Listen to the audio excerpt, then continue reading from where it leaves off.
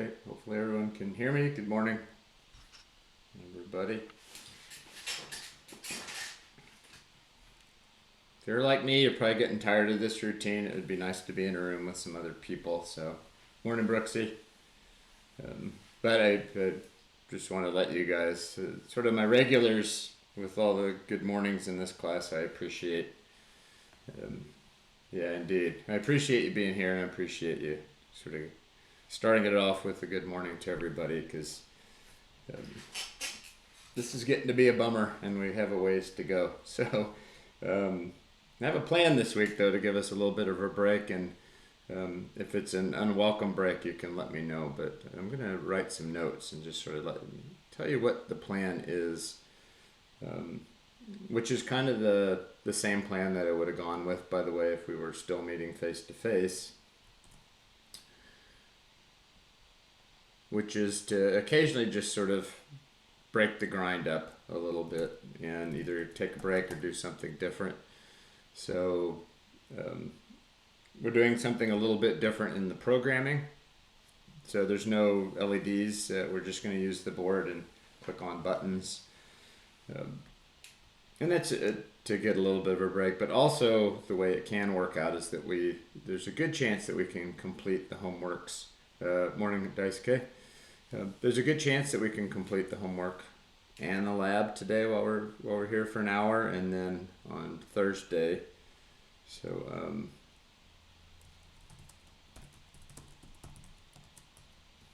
I know I haven't come up with a consistent way to do these notes, but let me just sort of share with you my proposal, and hopefully this is agreeable to everyone. So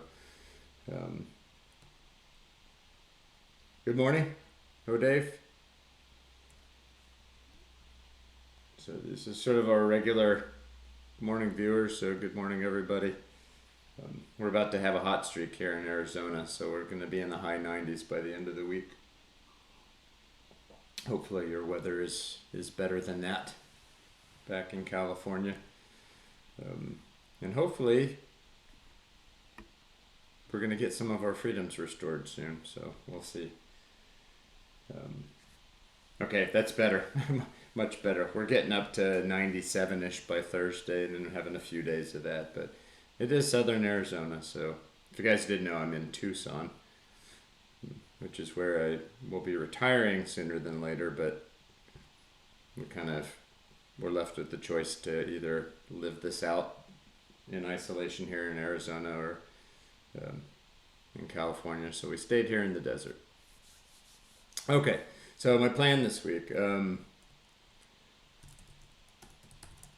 complete what are we on, homework 11 today, which is Tuesday, April 21st, complete lab 12 today,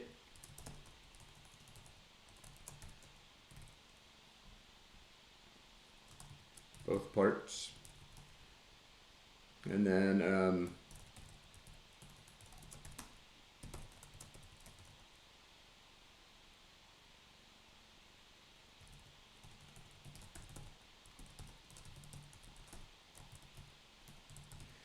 on Thursday, what I'll do is I'll just air the same broadcast. So that's just, maybe you can sleep in a little that day or do something else with your time that morning. But that's my plan, is I'll just get up on Thursday morning and I'll play the same broadcast that we're about to go through together here this morning. I'm happy to be on, by the way, if anyone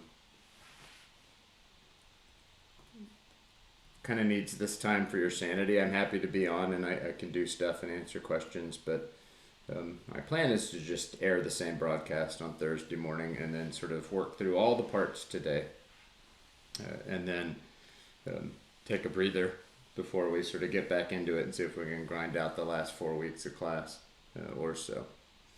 Okay, so that's the plan. So let me switch views here. So we're going to start by putting don't actually need the board yet, so I'm just going to close that up. Let me bring up the browser. Okay, so let's start with the homework. This homework is designed to be information gathering. So if you complete the homework, you've already kind of done, you've gathered all the bits of code that you need to do the lab. So let's work through it together and get all those pieces collected that we're going to use for the lab. So what we're doing this week is actually I will turn on the camera for a second.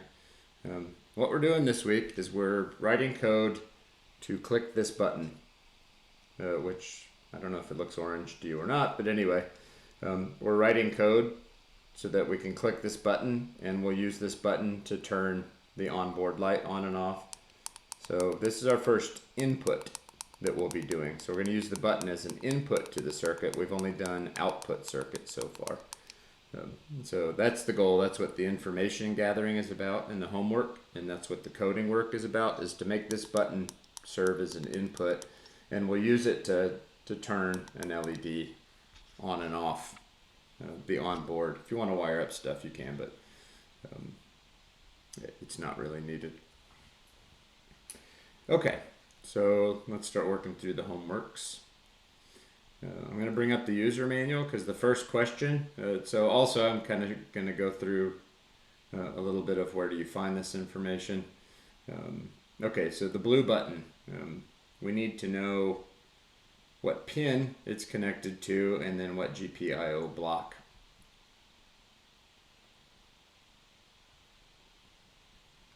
That is a part of. So I'm going to open up the Nucleo user manual. Scroll my way down. Somewhere down here is push buttons. So it's linked. Push buttons. So B2 reset we don't want. That's the black button. It's pre-configured to be a reset. B1 user. The user button is connected to PC13. Okay, so that was pretty quick to get. It's PC13, and probably you know by now that the C part of PC13 is GPIO C. So that's the GPIO block. That's the pin. The pin is what matters in programming, and the GPIO C is where we have all the configuration registers that we'll touch. So that's those two bits, and I got them from the Nucleo user manual. It's the easiest way to find stuff about the board itself. Okay, number 2. Okay, so now we get into harder stuff. The address, okay, so the address and hex of the mode register for the GPIO block we're concerned with. So we want GPIO C. You've seen this kind of thing before. For GPIO A mode, GPIO B mode, so now we're using GPIO C mode, which we've used before, but this is part of gathering information for this lab. So what is the address of this memory bank, which we will then use in code to configure for that input button? It's going to be 0x something. I'm going to go to the parallel IO link. So I need GPIO C mode. If I scroll down this document,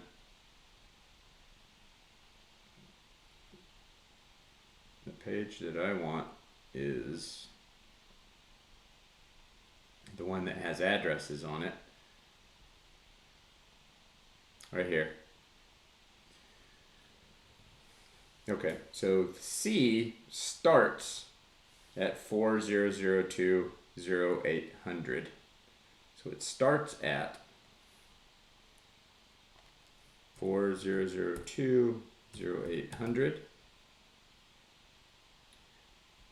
Starts at. But then what you do is you replace the last 2 digits with what's called an offset. If you think about these, they're kind of like arrays in memory. So that's where the array base is, or the start of the array. And then this is indexes into that array. So GPIO C mode is at index 0. So that one's easy because we don't change the index, it just stays 0. And that's all it asks, isn't it? Yep. Number 3. So now we need the IDR, that's the input data register, because we're using this thing for input. So I already know that the C array starts at 400200800, and then I just need to go find what the last 2 digits will be for the offset or the index of the input data register. So this, I think, is the first time we've used the input data register. So I'm going to go back to the parallel. I'm going to look for IDR, input data register. The offset is 10. So 400200810. Those last 2 are the offset or the index in the GPIOC kind of array for the input data piece. Hopefully that's making some kind of sense. Okay, so now we need pup. That stands for pull up, pull down. So pull up, pull down register. So we need the GPIOC pull up, pull down hex. Well, we know that the array starts at 400200800, and we just need to go find the last 2 digits for the offset or index to the pull up, pull down register, which is right here. So pull up, pull down registers are at offset 0C.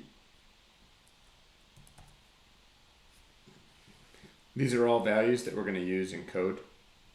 I already said that, and probably you already knew, but just so you know, the reason why I have you going through this exercise and homework is because we're gathering information for code.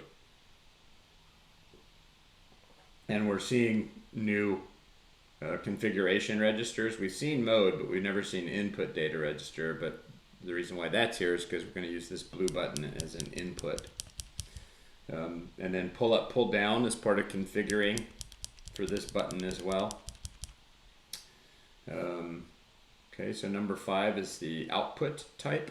That's what O type means, output type. So GPIOC output type register. Well, we know they all start at 400200800, and then I knock off the last 2 digits and I go look for the offset or index to output type, which is right here, 04. The fancy place to find all this, by the way, is, I'll show you in a second. There is a fancy place to find all this information. It's just this PDF makes life a lot easier. But all this information comes from the data sheet for the ARM processor. Okay, so output, that's another configuration data bank that is associated with making the button work. So input data, pull up, pull down, output type, those are all related to making this button do input. It just takes a lot more work to do inputs than it does to do outputs. Okay. More information gathering.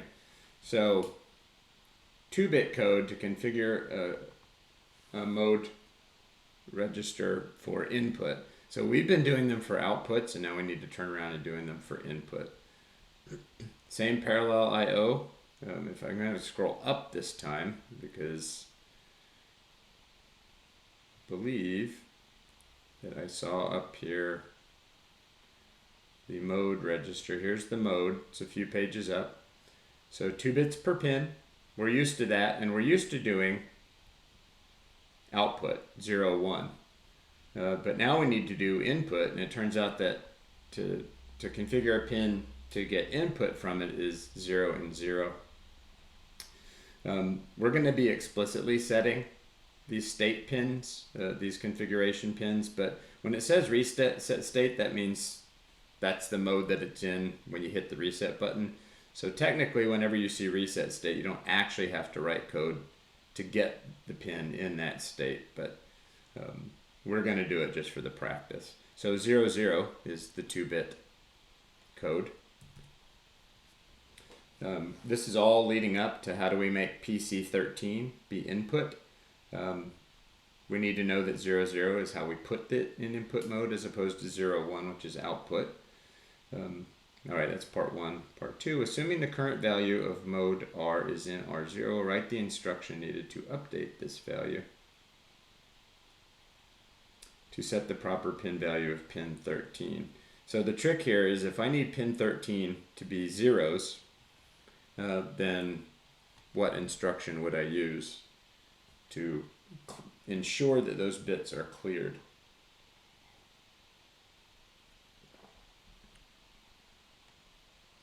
And probably, that's bit cleared or BIC.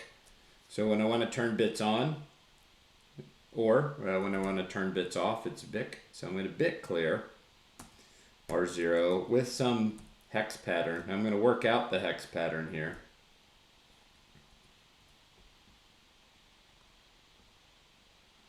All right, this is mode, so it's 2 bits per pin. So if I'm going to work it out, I need to write all 32.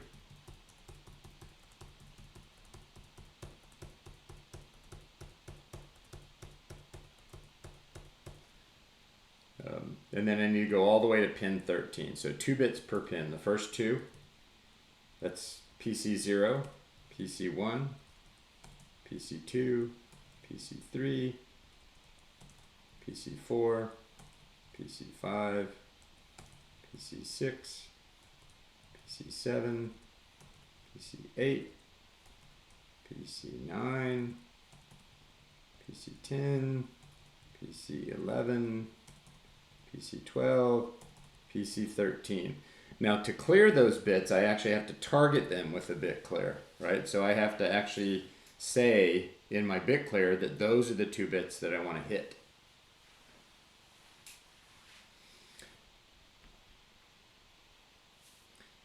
Technically this is going to work exactly like this because it's a big value, but we'll worry about that in a second. So my bit clear needs to target those 2 bits to make sure that they come off. If I leave all the rest of these zeros, then the bit clear just won't affect them. They're either off or on, they won't be affected, but I want to ensure that these 2 bits go off. So that first one, that's 8 and 4, is 12, which is a C. That's that first nibble, and then 1, 2, 3, 4, 5, 6. 1, 2, 3, 4, 5, 6, because I don't care about any of the rest of those. So that's the instruction. Like is not, by the way, if we want to do this fully correctly. I'm going to have to load that up into another register first.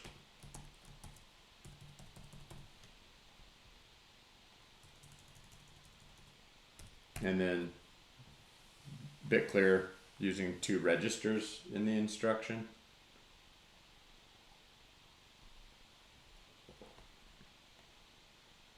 Nice, Brooksy. Yeah, sorry, I was off where I could see that, but good call, yeah. Bit clear. So hopefully how I derived that value makes sense. Why is the question asking about pin 13? Because that's where the blue button is connected. So this theoretically is the code that we need for the mode register configuration. Okay, so now it's just having me gather more information. So for pull up, pull down register, the 2-bit code to put a register in pull down. Okay, so let's find, I'm going to go down because I believe I saw it. If I look for pull up, pull down, here's pull up, pull down.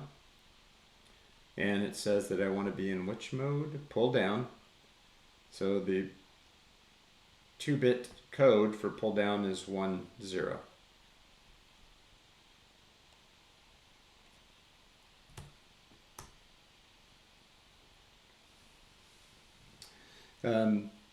A 2-bit code, by the way, that means that like mode, it's going to be 32 bits of configuration. 2 bits per pin, so I'm going to work that out here.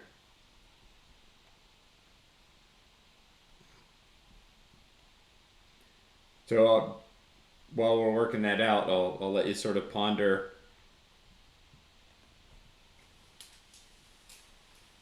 what instruction I will use to flick the bits properly there. So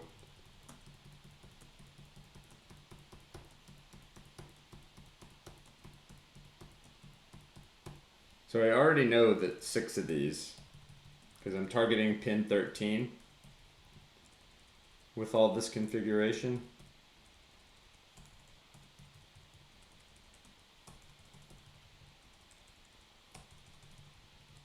So I can just go all the way up here. This is going to be pin 13 right here, and I need it to be 1, 0.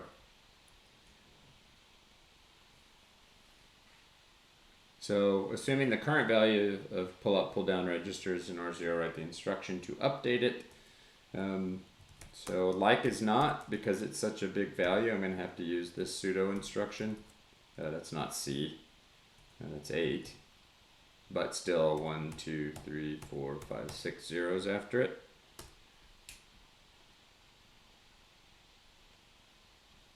And then this time I'm ORing to update R0. This is just an example, right? When it's asking me, it's just kind of helping me to work out in advance problems that I'm going to need to solve in code.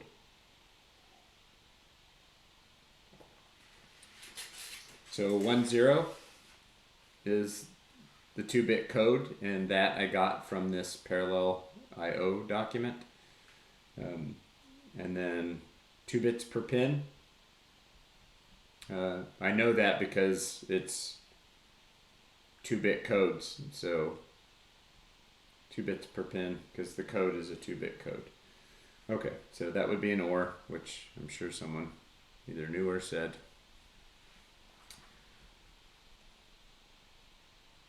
Okay, I think I'm doing all right in terms of your audio and video experience, hopefully. Okay, so notice what it's doing here though. It's just going down and it's sort of gathering all of the information that one's going to need for coding. All right, so now it's 1-bit code, so it's sort of tipping me off that output type. So I need push-pull for output, and that'll be a 1-bit code. So I'm going to go back to my parallel document. Output's on the same thing. So push-pull is 0. Also note it says reset state, so technically on reset it would just automatically be in push-pull state, but we're going to code it. So the code is 0.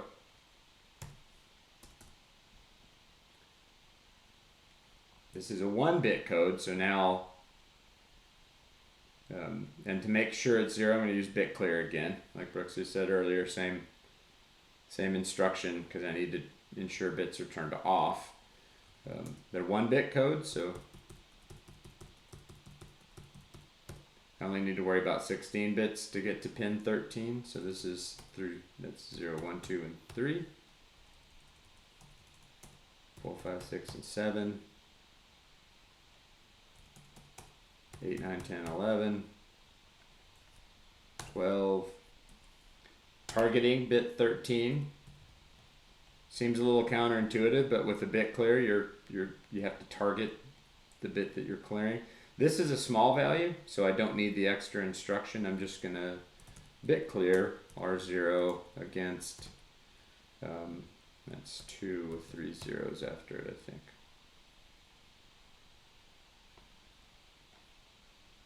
If you see me make a mistake, like always, please help me fix it. Hopefully you see where I'm getting this stuff from. I will, before we're done, show you where this data actually comes from, but this parallel IO ports document, super useful, because it's gone in and it's kind of just pulled out all that information and made it easy to find. But all they did is they went into the data sheets for the hardware and found all that information and put it on a PDF file. Okay, so this one is writing some sequences of instructions. Hopefully you remember that TST is to test to see if a specific bit is set.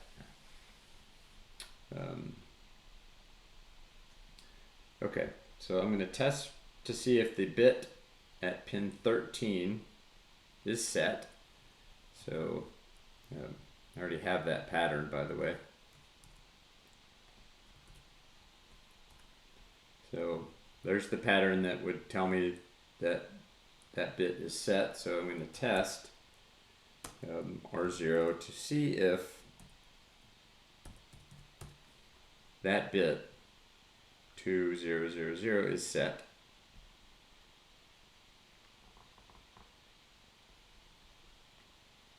Then I'm going to use if then, and it already has tipped me off that I'm going to do an if then else, which in high level programming we call an if else, an if then else. So if then else on equals.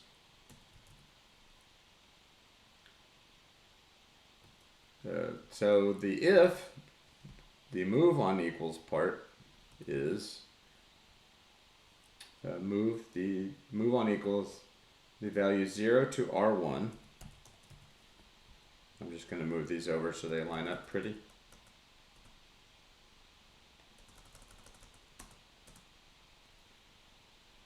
So this is an if then else. The if part, the on equals part, move on equal 0 to R1. It seems like there's a whole bunch of extra work being done here, but that's just how you do it in ARM. So you do get used to it.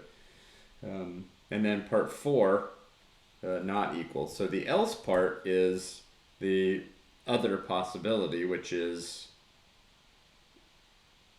the if part is equal, the else part is not equal. So that's how the ITE sort of works.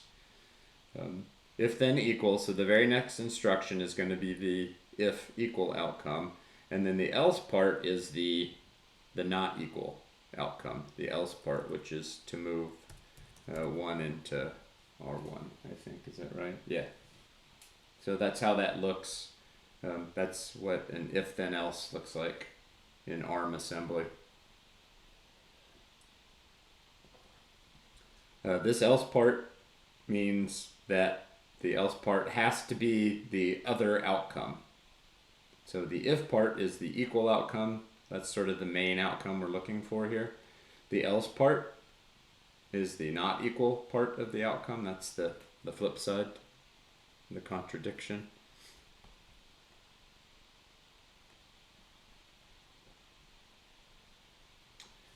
Okay, and then the last one is just so this is a computer science class, and if you're an engineer, then you're going to provide a much better explanation than what it is I'm about to explain. But all of this work is because buttons are a little funny. So I'm going to draw a picture of this and see if I can help make some sense of it. Before we do number 10, let me just sort of talk about buttons. So if you imagine, there's kind of two things that a button could be used for. So let's just put a button in here.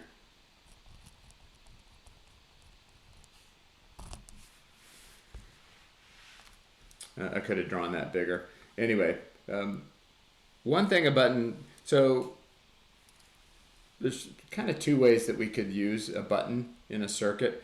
One way would be that when we press down on the button, we actually complete a circuit so that current flows across it. So before being pressed,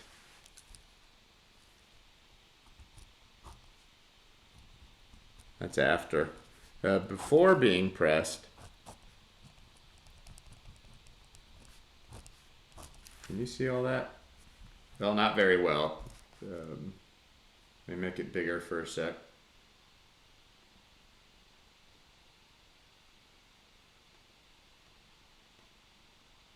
Okay, make it a little bit bigger so you can see.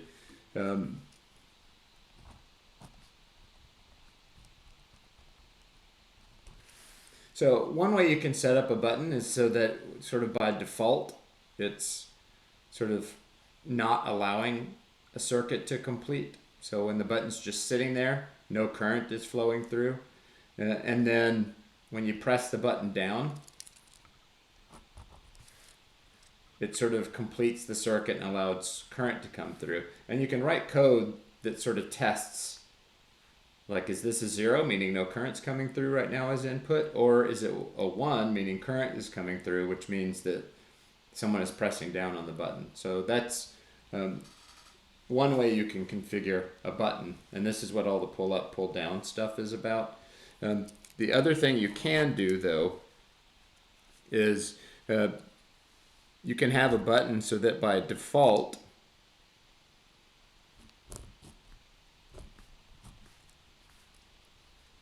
I'm just going to put a B for button. Another way you can do a button is that by default, the current is completed and it's a 1. And then when you press it,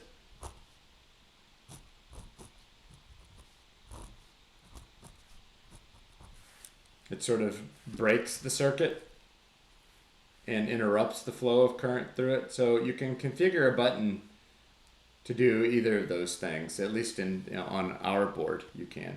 So you can have the default be no current, you press the button, you get current, and you can test for the 0s and the 1s. You can have the default be current, and then when you press the button, it breaks the circuit and you get no current. Our circuit will allow us to do either of those things, and that's what the pull up, pull down questions are about. But the trick is,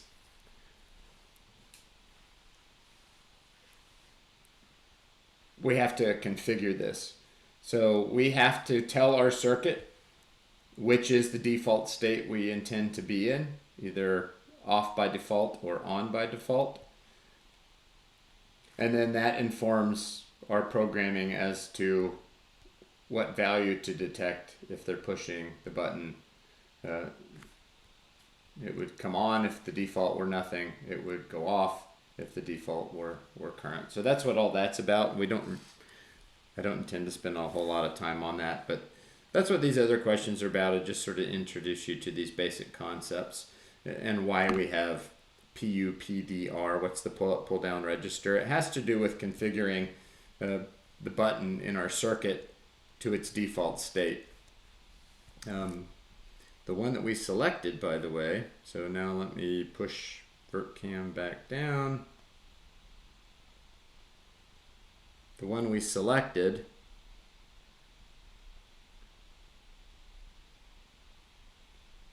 was pull down,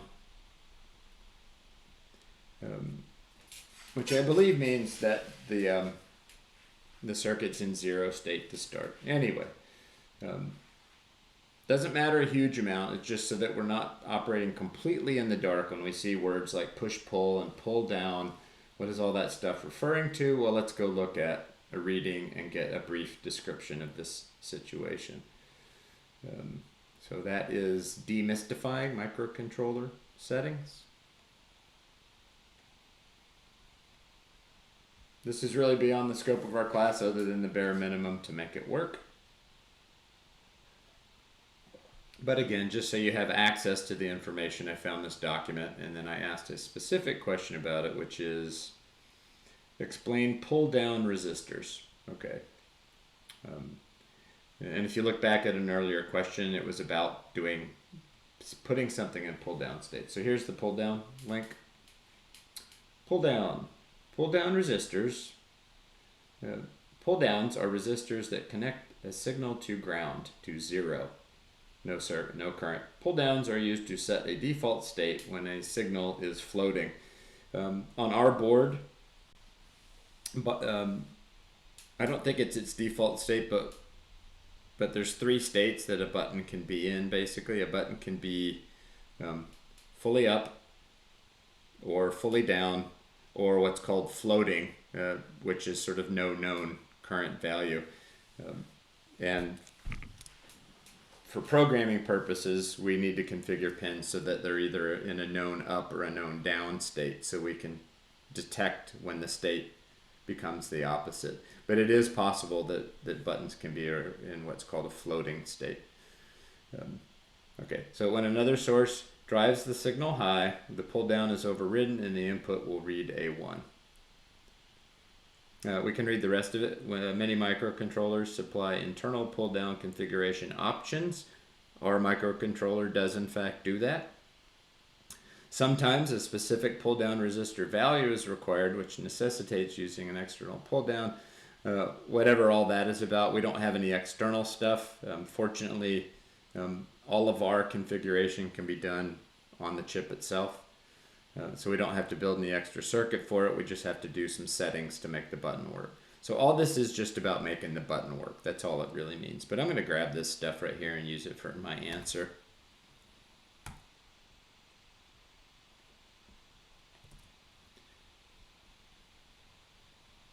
And again, we don't really need that for programming, but just so you have some sense of what all this pull up, pull down stuff is related to. It's about configuring the button on our circuit so that we can use it for input. That's all it is. And we either need the button to connect a circuit and make a 1, or we need a button to interrupt a circuit and make a 0. You can choose either, as it turns out.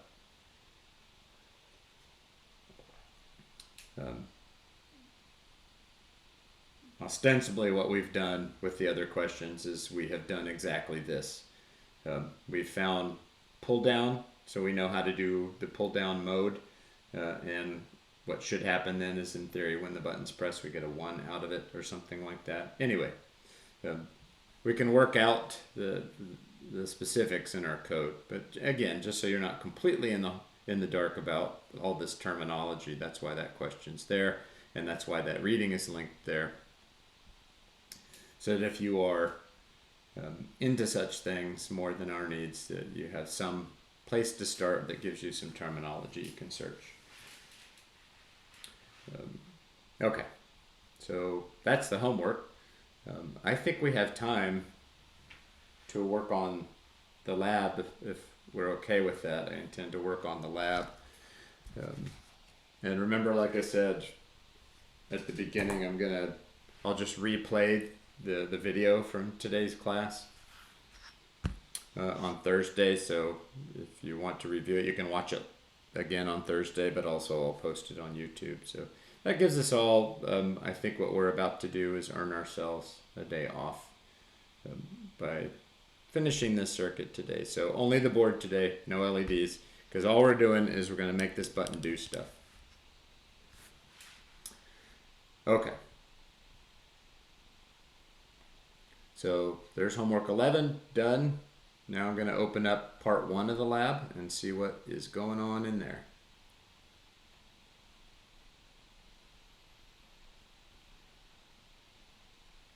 I am going to move the browser over a bit.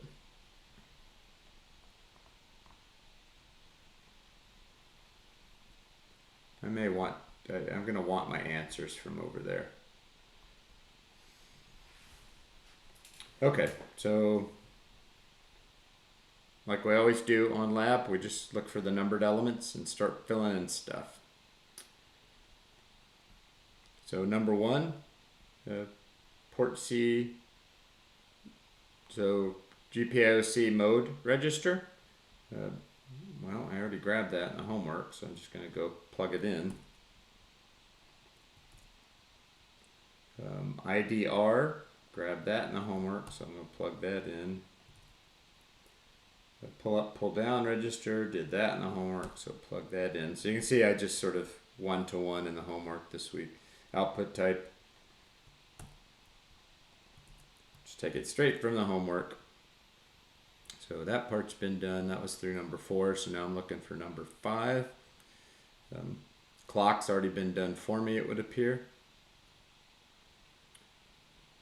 Here's number 5. So load the address of GPIOC into R2. Load into R2 the address of GPIOC mode.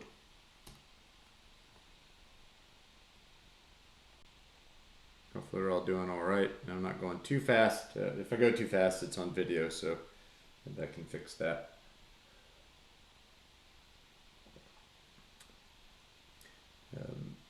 Load the current value of GPIOC into R3. So I will load into R3 the current value from. So I have to dereference R2. which gives me the memory bank, and then I'll get the value into R3. Configure PC13 for input. Technically, I don't have to do anything there, but number 6 in the homework, which let me make sure you're still seeing. Yeah, number 6 in the homework. I already did this answer, so I'm just going to go grab it. I'm going to have to change some registers here, so I'm going to have to be careful about that. Changing some registers. I'm just going to count up a little, so I'm going to use one further, R4, and then I'm going to update R3, that's the value in question, with that R4.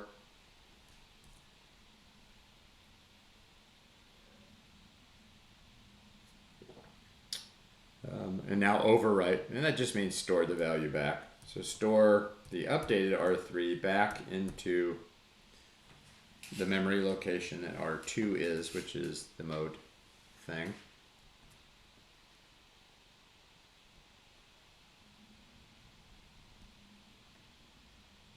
Okay. I probably have everybody frantically typing, so I'm going to hit pause for 30 seconds or so and make sure we're all caught up if we want to be.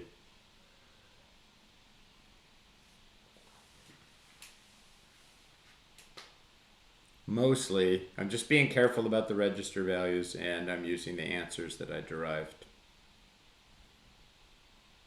by solving the homework.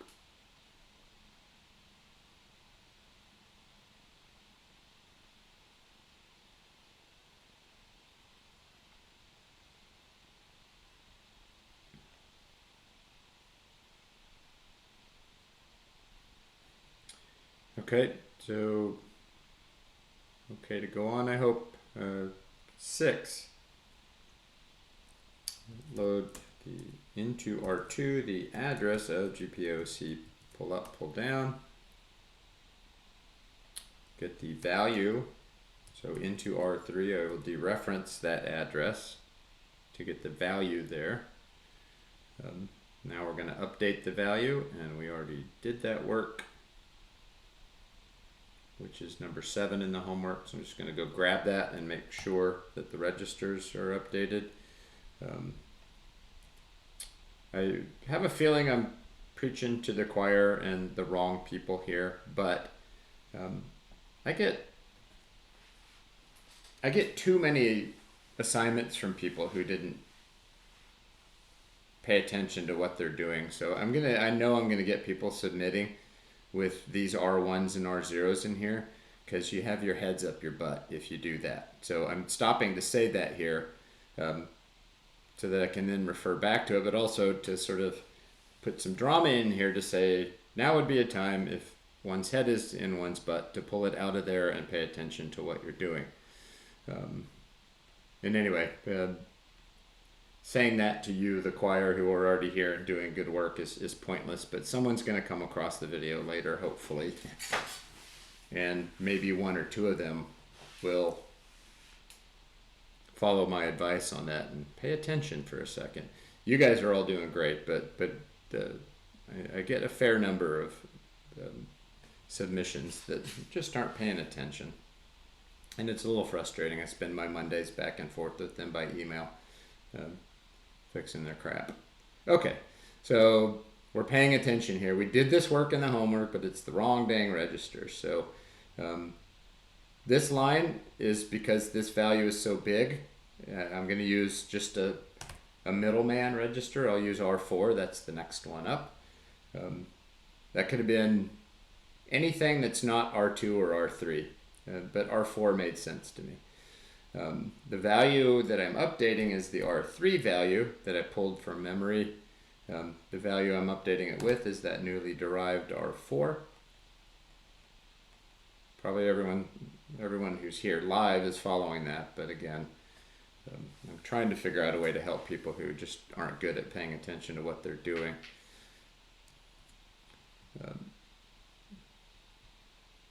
Which is the thing you want in an engineer. The paying attention, not paying attention. Okay.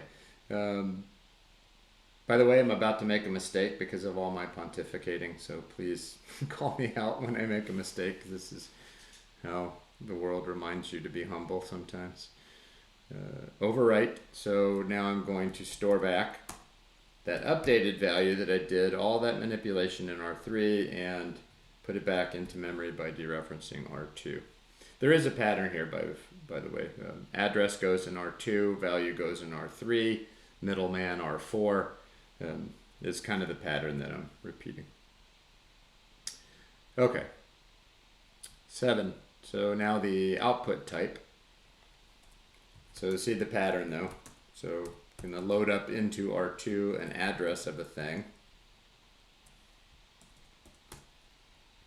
And then load up into R3 the value from that address. Then I'm going to do configuration. Now I already have that information from the homework, so I'm going to go grab that. That was number 8, so it's right here. And same thing, I'm going to pay attention to the register, because in the homework it was using register R0, but in the code I need to be updating R3 here. That's the value that needs to be manipulated. And then I'm going to store that R3 back to the memory location at R2.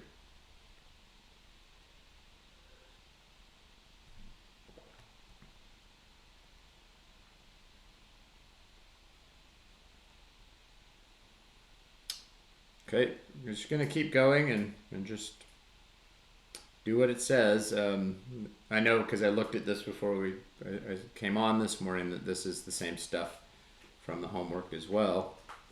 So I'm going to take the homework answers and I'm just going to update them. So this is from question number 8, and I'm just going to be mindful of the registers. So this one's telling me to test R5. So in the homework it said the value's in R0, but in the code it's actually R5. So I'm going to test R5 to see if that bit is set. If then equals the main condition, the if condition is equal. Move on the main condition. When it was equal, I'm going to move 1 to R6. So notice this is not the same. In the homework, it was referencing R1. So I'm paying attention. And then the counter part, the else, which would be when they aren't equal, move to R6, the value 0. So that's taken from homework question number 9.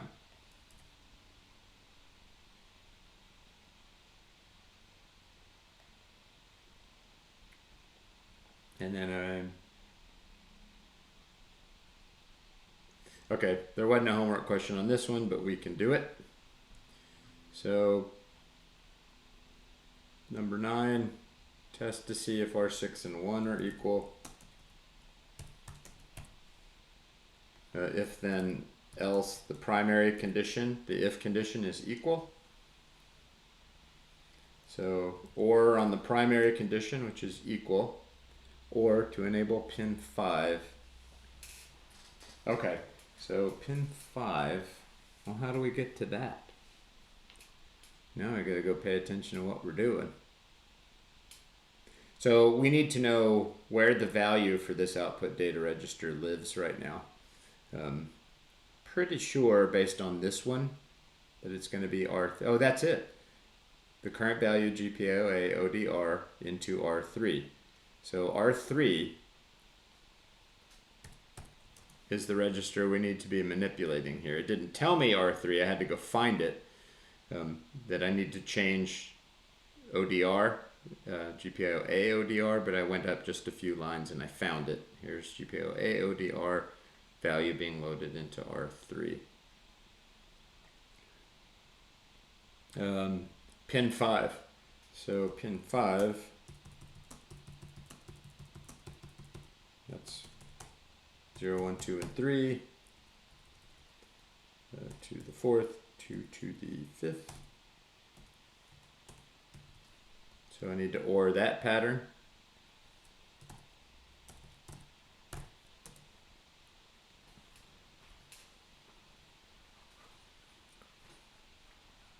So if R6 is 1, I'm flicking on the onboard LED is what this is doing.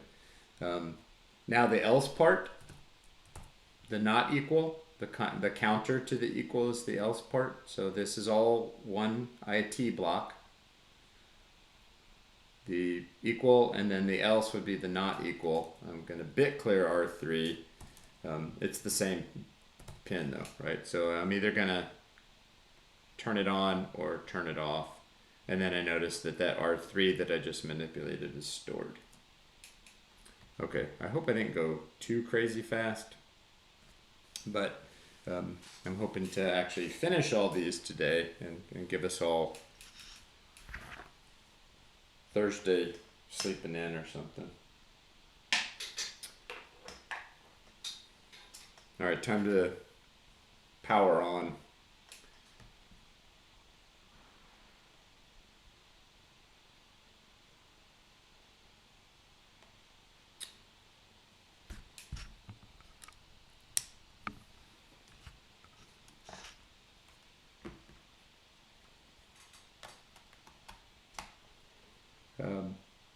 In theory, we actually don't know for sure what's about to happen.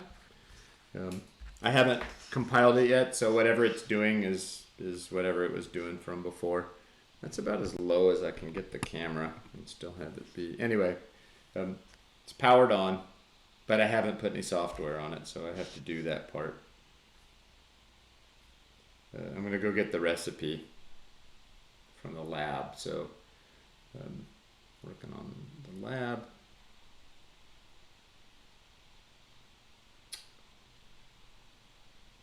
Lab 12.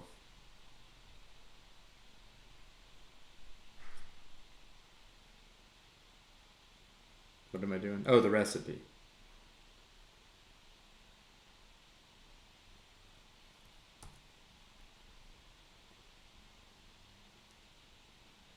I have to be careful here because there's two parts. So pay attention again to what you're doing. I'm only working on main1.s right now. So the first part of the command, the compile or assemble part, is assembling main1.s.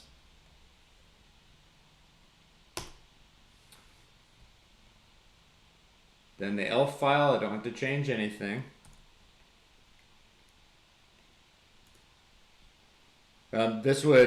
So this is probably going to be for not my live audience, but for my video audience. If you see output here, you're getting errors, and those errors need to be fixed.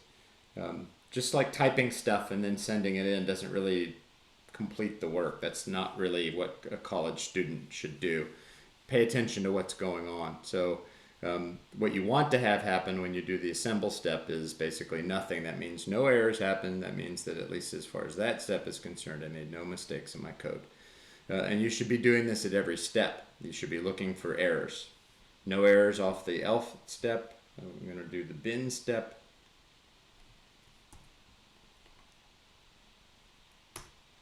No errors off the bin step, so that's all good. And then finally, flash the board. If you don't see the jolly good part on this, then again, something went wrong somewhere and then you have to fix something. So jolly good. So now I'm gonna hide the browser for a bit. I'm gonna reset. So black button to reset. So right now nothing's happening, but we were just talking about this all being about the blue button. So I'm gonna click the user button and see what happens. So when I hold it down, the light comes on. And now I know you have to believe me, but it's off. Button's off. Now I'm going to press and hold the button. Light comes on. Let go of the button. Light goes off. Press the button. Light comes on. Let go. Light goes off. So again, this is. I apologize to you guys in my live audience who never have these problems, but my video audience, the ones who come in later and look, too many of those people are not paying attention to what's going on. So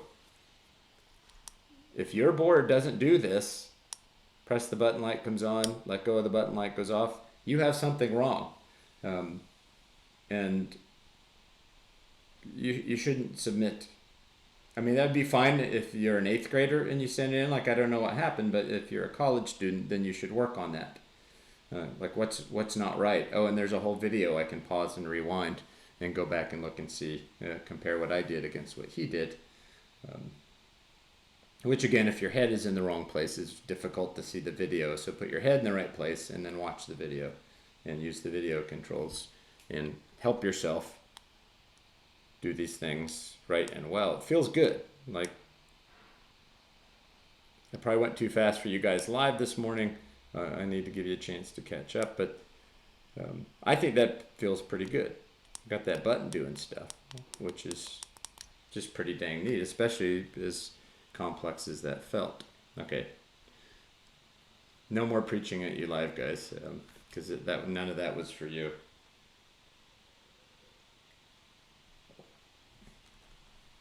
So now back to being positive and happy, to my good morning crew. So I went fast and I already had it kind of all loaded up, and I didn't give you a chance to do that. So I'm gonna, yeah, mine was doing that as well. So on my last bit of software, oh, that's interesting. Yeah, that's true. So Vince is pointing out he's still wired up, which is kind of sexy, by the way. Yeah, if you had the old circuit wired up. Okay, the bit 0, right? So bit 0 goes to... That's actually correct, because that onboard LED is PA5. So if you have an external LED wired to PA5, then both of those LEDs should come on. Where is that? Here's PA5, I think. So yeah, it's kind of, that's D13, I think. So let me see if I can get that to do it, which I think I can. Yeah, so what Vince's is doing, yeah, so see the, and that's because the onboard LED and this external LED are actually connected to the same pin on the sock. So that's actually pretty cool. That also means that we could have, in theory, taken this button and kind of caused it to do any behavior that we want. Yeah, it is pretty cool. I hope you're having the same experience as me. I find that very satisfying. Something funny was going. Look, I don't know what that's about. When I wiggle the board, oh, it's because wires are touching each other. That's why. Turns out that if you touch two wires with current on them, they both have that current. Yeah, so that's pretty cool to notice that. So you can have some fun that way by causing that button to sort of light up whatever output you want. Like the whole bank, if you wanted to, you could do. Okay, so hopefully everyone's doing okay with that. So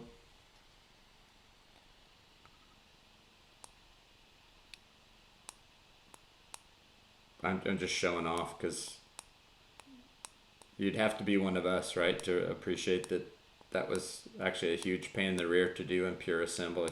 Pure assembly. Pretty neat. But not hard. Not hard. Not easy. So I would like to proceed. I can sort of let you guys decide. I don't mind being here on Thursday. I thought that I mean, I'm gonna probably sleep in if you guys choose to do so, but if you'd rather kind of just call it a day right now, we can, but if those of you who are with me live right now want to go on, we could do part 2.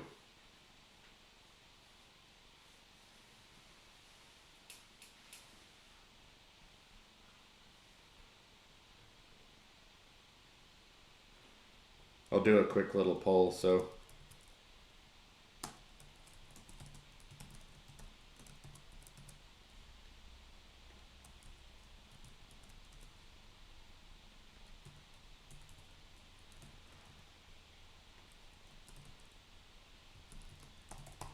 All right, Brooks needs to keep going. Vince is to keep going.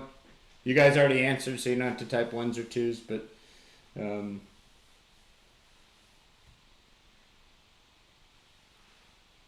don't be shy. It's perfectly okay if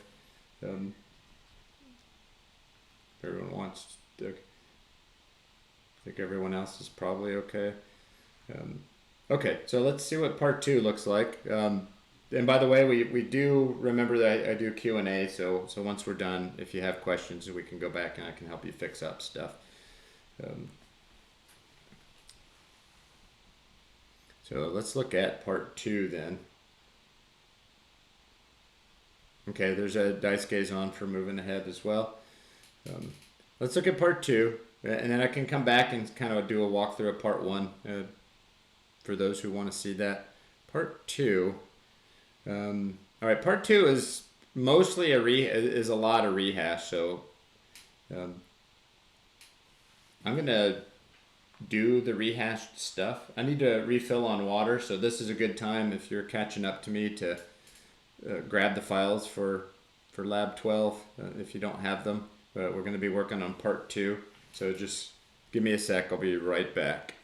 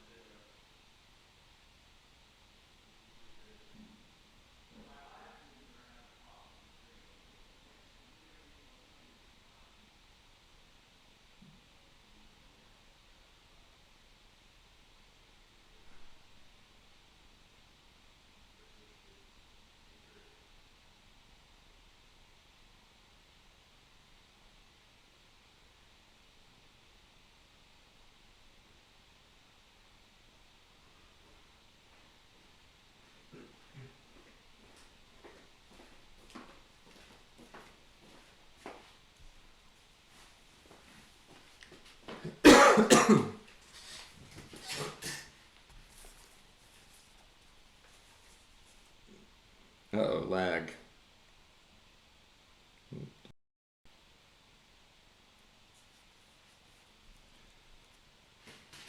Okay. Hopefully we're ready to do part 2. I'm going to go through it step by step again. So if someone's watching it on video later, you'll see all the steps repeated on it.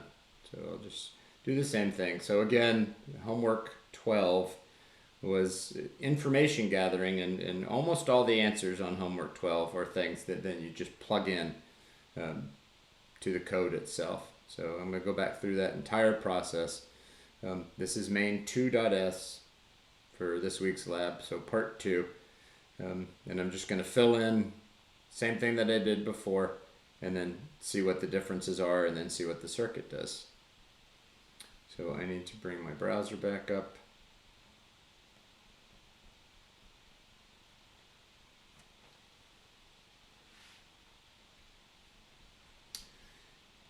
Get back on the homework answers, which if I lost, I'm going to be bummed about that. I did. It's all right though, because I have the answer. I have the answers already.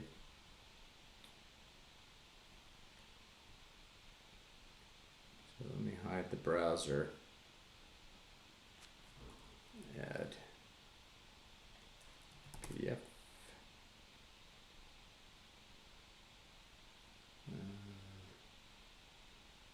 Where is that? This.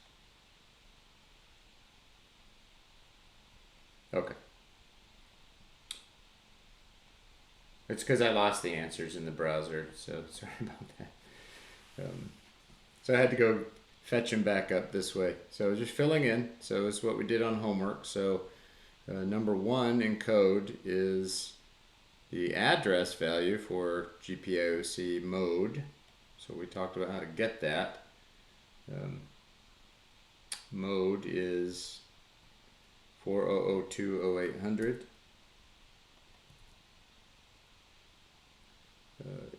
input data register is 400200810. Pull up, pull down register is 4002080C. Output type register is 400200804.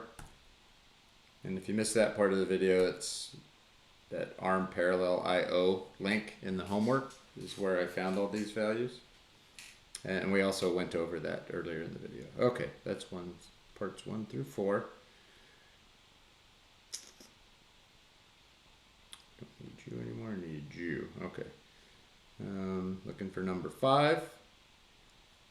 Okay, so number 5, load the address of GPIOC into R2. So load into R2 the address of GPIOC mode. Load the current value of mode into R3. So into R3, have to dereference that address to get the current value. Configure for input. So that was question number. Oh, I did it with an and, aren't I clever? That was question number 6. I liked the way I did that earlier.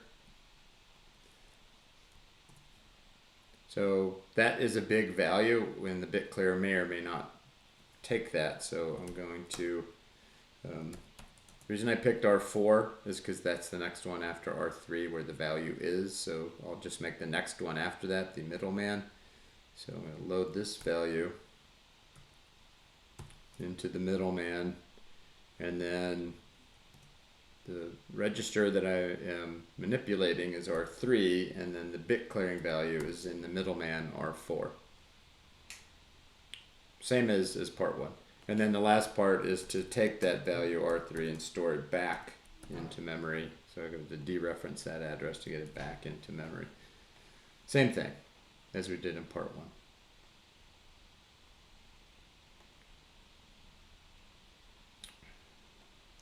Okay, pull up, pull down. So into R2, we will get the address of GPIOC, pull up, pull down. This is for configuring the button state so that we can program with it. Current value of is to load into R3, dereference that address to get the value. Configure as pull down, that was question number 7.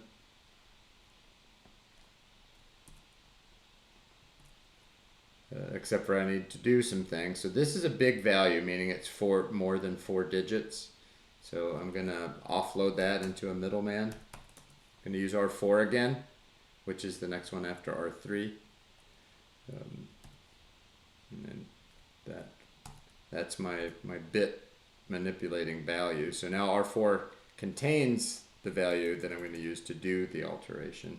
R3 is what I want to alter. R4 is how I want to alter it with that OR. I'm updating the registers to make sure they all match what's going on here. They're not just random.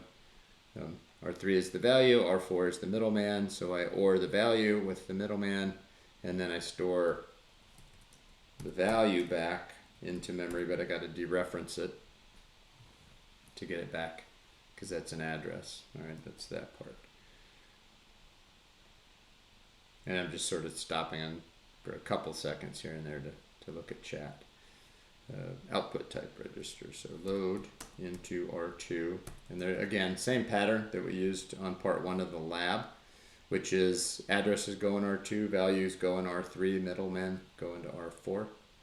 And this is GPIOC who O type. Current value, so load into R3. The value I get when I dereference that address. Push pull, that is question number 8 in the homework. I am manipulating R3. Now the reason why I'm not going to use a middleman here, by the way, is because it's only 4 digits. And 4 digits is 16 bits, and that's thumb 2 friendly. These ones that are more than 4 digits, like up here on number 6, I used a middleman because that's more than 4 digits, and sometimes the compiler will complain if you try to do so. If you're trying to do bit manipulations with 4 bits or less, you can just directly do the bit manipulation. But if you're doing a bit manipulation with more than 4 digits, then usually it works best to use a middleman and then use the middleman register to do the bit instruction. Hopefully that makes sense. All right, so anyway, the reason why I didn't use a middleman here is because it's only 4 digits, and that's 16 bits, so that's going to work without a problem. Overwrite, so store that altered R3 back to where it started, which is in memory at where R2 is.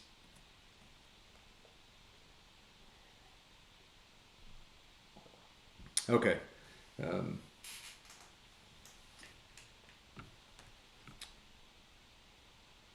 So this is a little bit different. And I'm just going to explain in words real quick what's going on here. So this circuit's going to behave differently. I'll compile them both at the end so you can see the difference and kind of try to draw attention to what's different about them. This is different logic though, so we do need to pay attention to that. But this is all sort of underneath this wait for release label. So what happens when you press a button? There's a spring in there. And when you first press the button, the spring can kind of wobble and bounce. And what the processor's getting then is sort of 0, 1, 0, 1, 0, 1, kind of bouncing around until the spring settles down as you're holding the button down. So this code here is meant to kind of wait until the spring settles down. So it'll just sit here and kind of wait for a bit until the spring and the button settles down is kind of roughly what's going on here. But all I really need to do is focus on what I'm being asked to do in code. But so that you understand the meaning of it, the meaning of it is we're trying to debounce the button. And you can read about debouncing, but the idea is to let that spring inside the button settle down. Okay, test if pin 13 in R5 is 1. We have that. That's number 9 in the homework.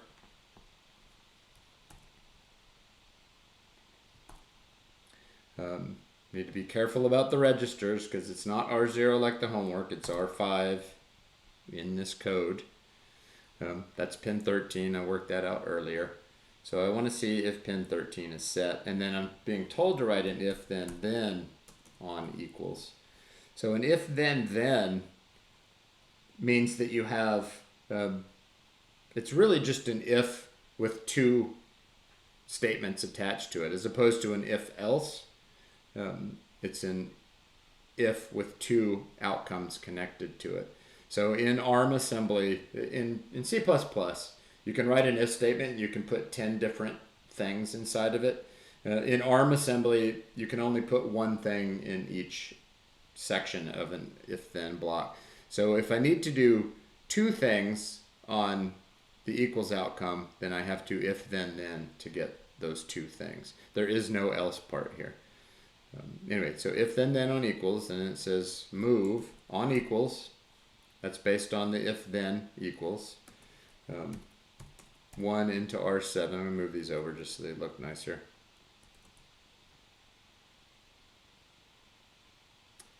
Actually, I don't understand. Why if-then? That seems to be a mistake, because what else is there to do? Oh, no. There's another equals thing. So branch on equal. So this if-then, this means that there's 2 statements connected to that equal outcome. There's a move statement connected to equal, and there's a branch statement connected to equal. And where am I supposed to branch to? The bounce, which is this label down here.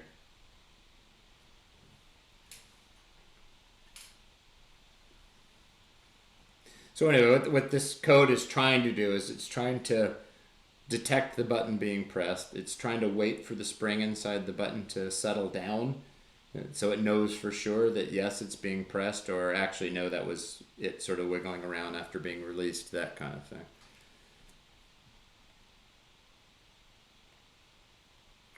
I can't see what you see right now. Okay. Is that everybody? No, there's one more section down here.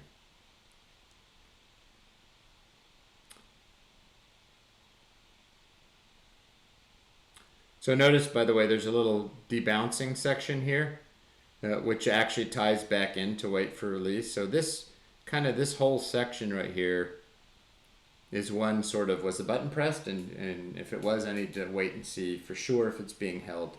Let the spring settle down. And then there's this branch to continue, which is sort of the rest of the code after the button has settled down.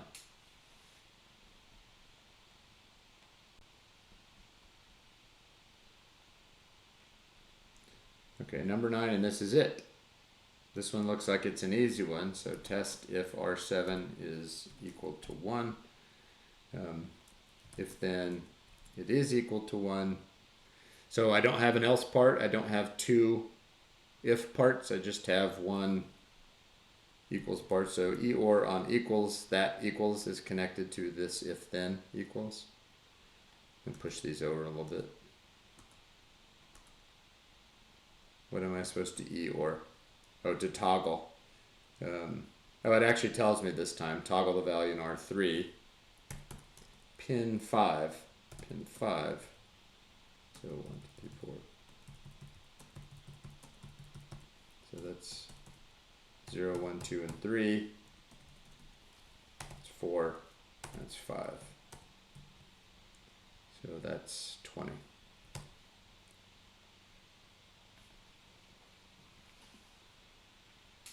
Now this EOR tells me that I'm doing some kind of a toggle. So what I would expect is that when I click the button, something changes, and then when I click it again, it changes back. So click, change, click again, change back, click, change, click again, change back, is what I would expect to have happen here. So the scary looking part of this one is this whole debounce and wait for release.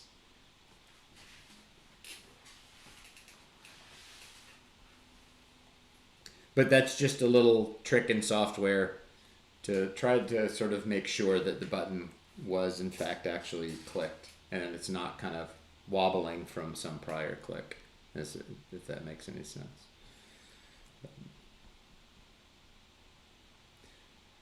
Okay, so I'm going to hide these answers so that I can show so I can do the recipe again. So now let's see what we get. Still have all those commands, so assemble first. Be careful on the assemble step that you're plugging in the code that you're working on when there's more than one part. So I'm on part 2, so the assemble step is going to assemble main 2.s. I'm looking for nothing to happen. That means no errors. If you get errors, then something's wrong in your code. Then step 2 step 2 is the elf part. I don't need to change anything here. Step 3 is the bin part. I don't need to change anything there. Step 4 is the burn part. I'm looking for the jolly good, which means that in theory that was a successful burn. So I'm going to reset. All right, so nothing going on right now. I'm going to click this button and the light came on and it's staying on. So before in part 1, remember we had to sort of constantly hold the button down for the light to come on, but now I just click the button and the light stays on. Now in theory, because of the EOR instruction, if I click it again, the light goes off. And the light goes off. We're not doing any fancy programming here, by the way, so if yours doesn't seem to go on and off like you want it, kind of press and hold the button for a sec. So press, hold, let go. Press, hold, let go. Press, hold, let go. So notice it's a toggle. If you do it quick, well, mine actually seems to respond.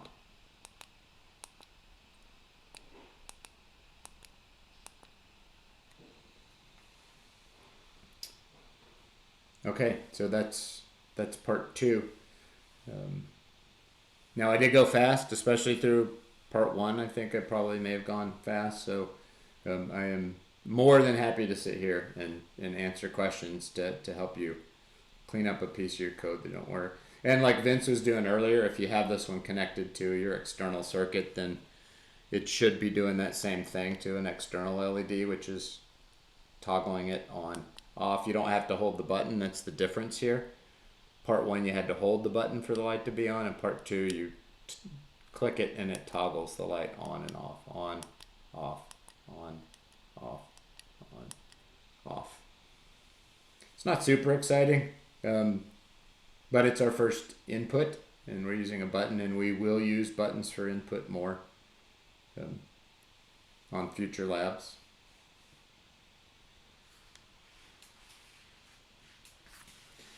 I'll give you a couple of sort of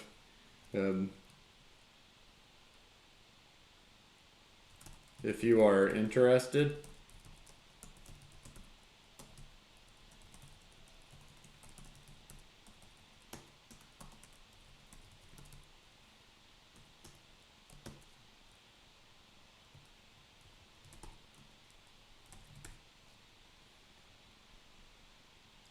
So the code we've written is we're actually polling. Let's say polling for input. So the way our program works is that it's constantly, as the software is running, as the operating system on this board is running, it's constantly looking to see if the button's being pressed, and that's called polling for input. So as a part of the flow of the program, it's constantly, is the button being pressed? Is the button being pressed? Is the button being pressed? Oh, it's being pressed. Stop. I need to do something. Doesn't really stop. It just, oh, I need to do something. The button was pressed. That's called polling input. We're going to do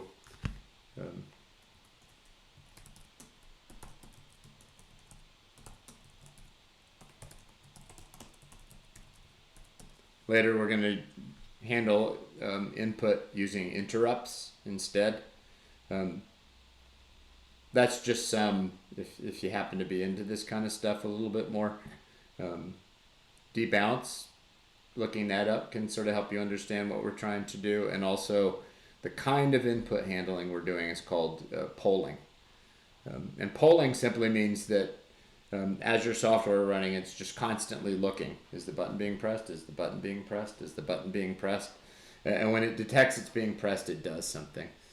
Later, we're going to use interrupts, which is a very different way of handling inputs. And it's kind of cool the way that works.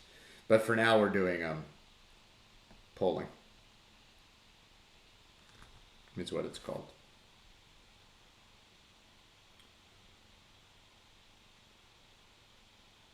Okay, that's the whole week's work.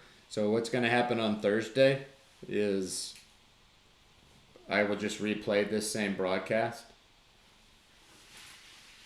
And apologies if it upset anybody, but I wanted to insert a little bit of drama in there because I'm starting to detect some people. It's never you guys who are here on the live broadcast, by the way, but the people who come back later and look at the videos don't seem to be really bothering themselves to take the time to get it right. So I wanted to insert a couple of comments in there to see if I could encourage some people to try a little harder. You guys are all doing great. And I appreciate your good attitudes and the good mornings and stuff. It helps a lot. So now I'll just sit here for a while, and since we did a lot, I'll field questions and help you get your stuff working.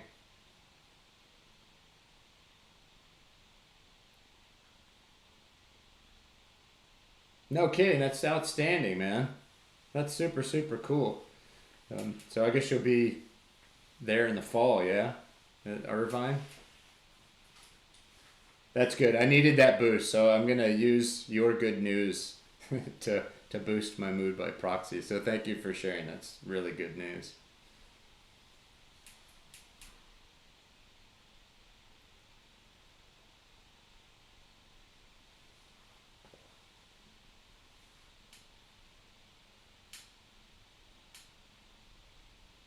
I agree. I mean, these labs are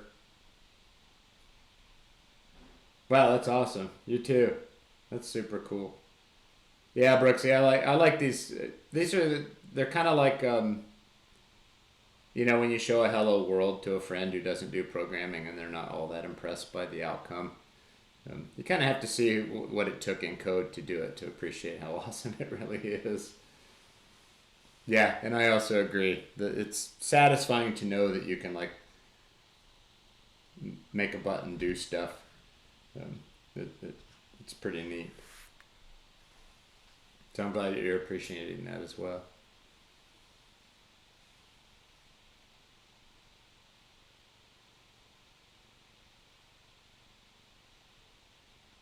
I don't know if you're still here, Vince, but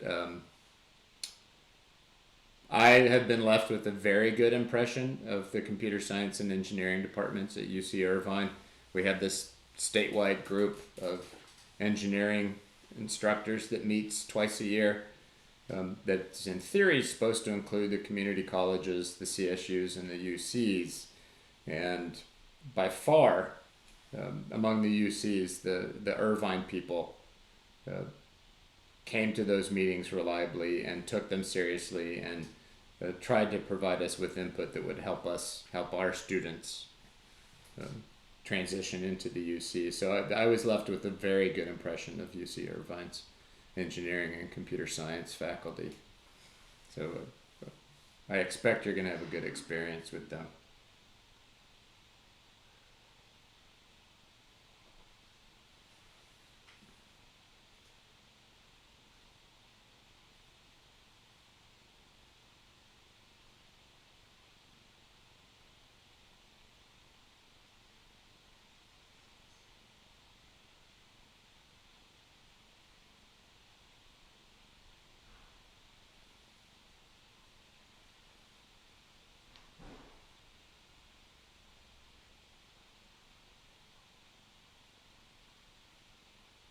Thanks, Brooks. See you too. Have a good weekend.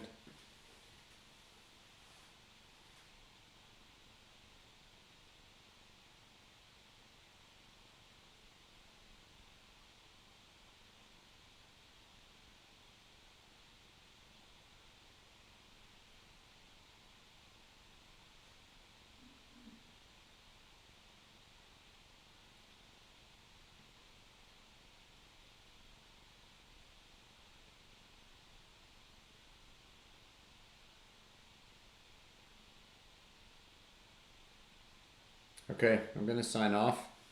Uh, I'll be back here tomorrow at 10 a.m. for the office hour component. So if anyone has any questions remaining, I'll be there to answer those. Um, Otherwise, what's today? Tuesday, right? So Thursday will just be a re-airing of this same broadcast. Nothing new. So if you got everything you needed today, there's take Thursday off, and all will be good. Email me as always if you have questions. Um, Drop in on the office hour tomorrow if you have questions. And otherwise, hopefully you you can do something good like sleep in or do something fun with the tiny bit of extra time we've earned for Thursday. So I'll see you guys in a week.